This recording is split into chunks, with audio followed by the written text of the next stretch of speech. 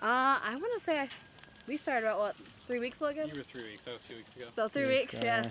So you guys have been in this neighborhood the whole time you've been here so far, Yeah, right? so it feels good to almost be done and, feel like you helped out the neighborhood and cleaned up everything. Right on.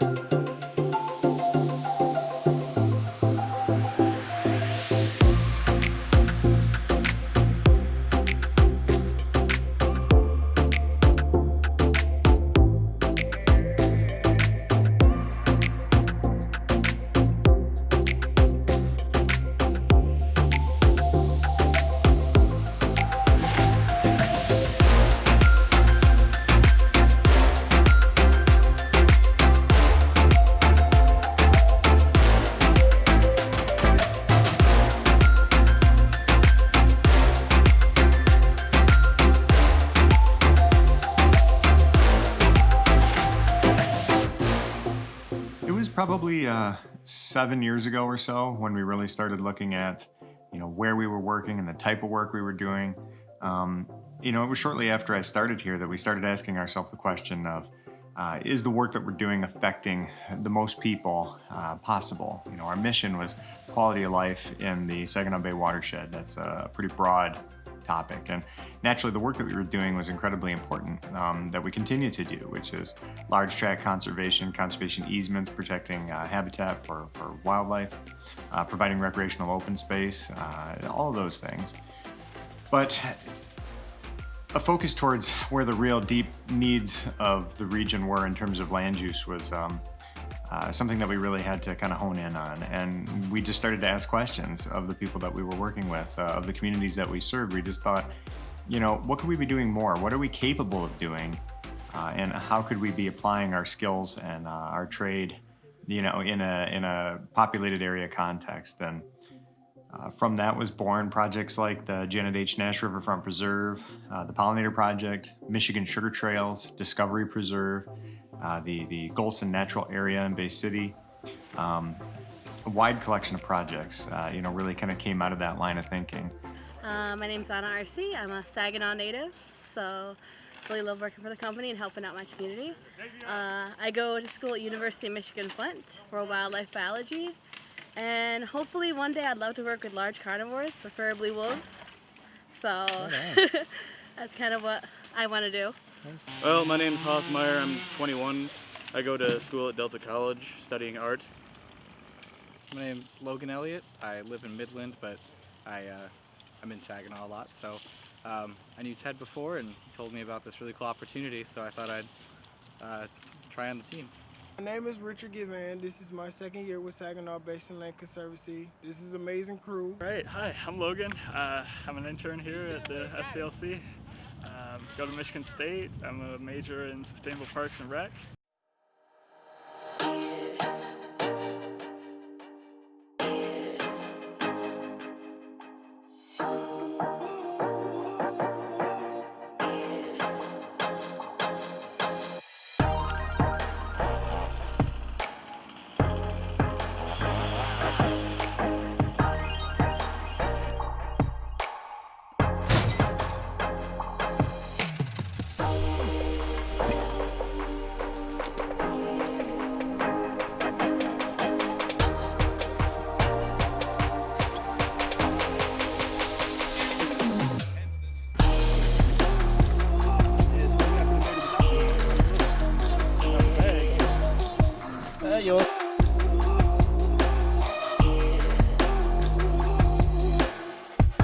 I'm going to show you just a little bit of what we're dealing with in some of these lots this year. This is at Atwater. You can see the old self-serve lumber.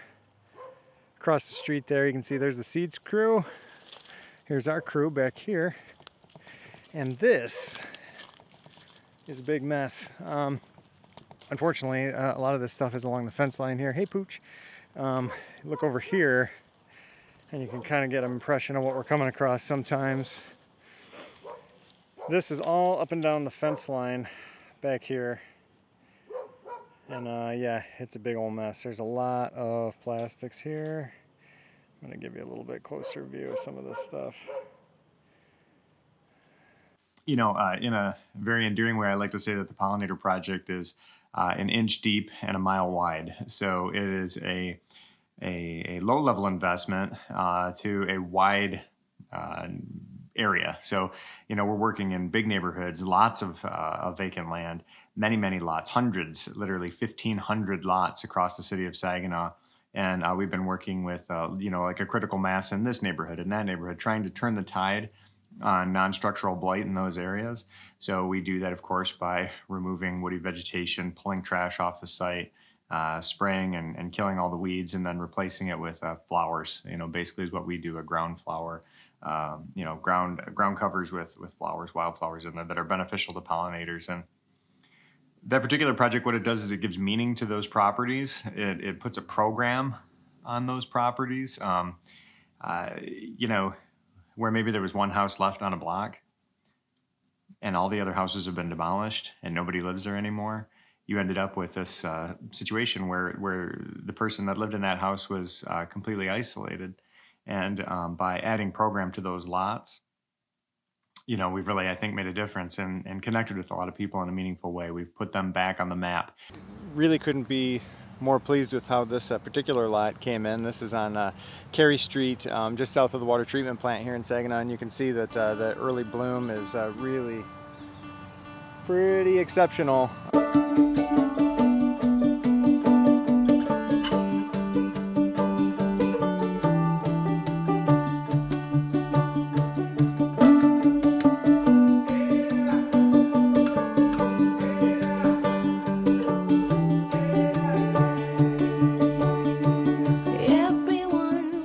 We found that there was an incredible appetite from both the philanthropic community and the business and general population communities. So developing funds to do these projects was, certainly wouldn't characterize it as easy, but I would definitely say that there was an appetite to do this kind of work in the region. And given our skill set in stewarding land and, you know, dealing with restoration projects, things like that, came naturally to us. So it's been a fruitful series of partnerships that we've been able to build.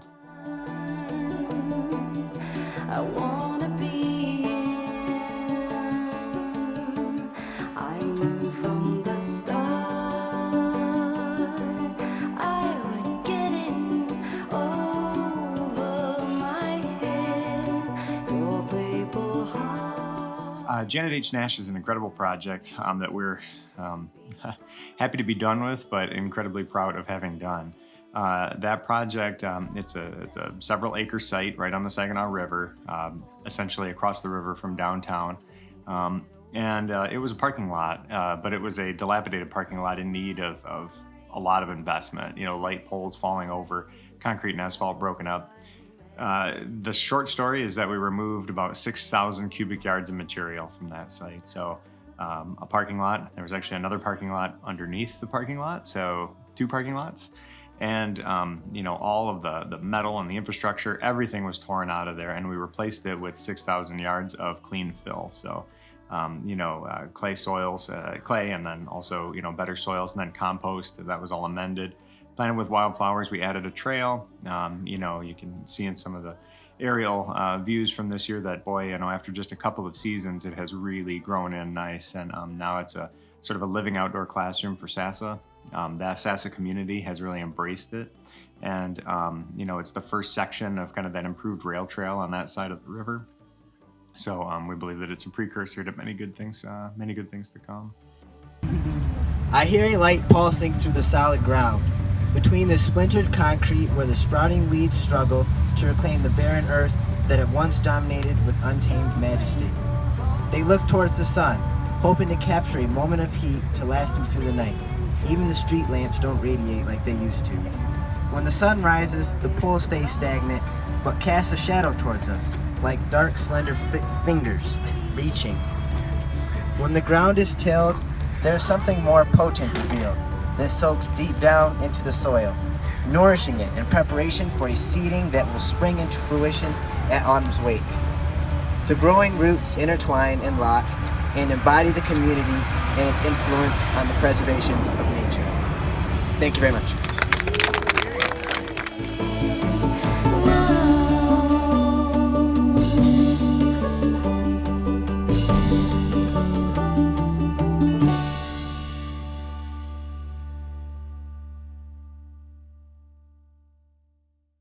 At the end of the day, I mean, everything that we're doing is about people. It'd be really easy to kind of take the high view of conservation and look at it on a landscape scale, or to elevate nature and wildlife landscapes, above people. But we really believe in building kind of the champion community of tomorrow, the eco champion community of tomorrow, by connecting people with the places in their community, giving them an opportunity to get out, into nature, to experience the outdoors. I'm sick and tired. I've said it for years. Sick and tired of people saying, "I love the outdoors. I go up north all the time."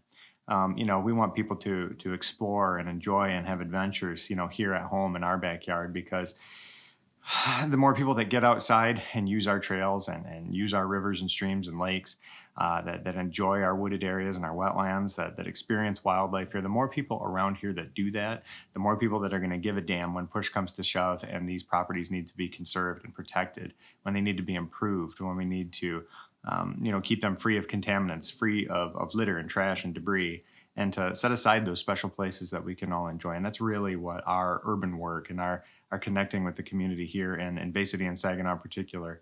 It's what the Pollinator Project, it's what Jan and Nash, that's what this is all about. It is about connecting people with nature. It is about elevating those landscapes for the benefit of everyone, including, the natural world. And we're just very proud to be a part of it, and we're excited to see what comes next.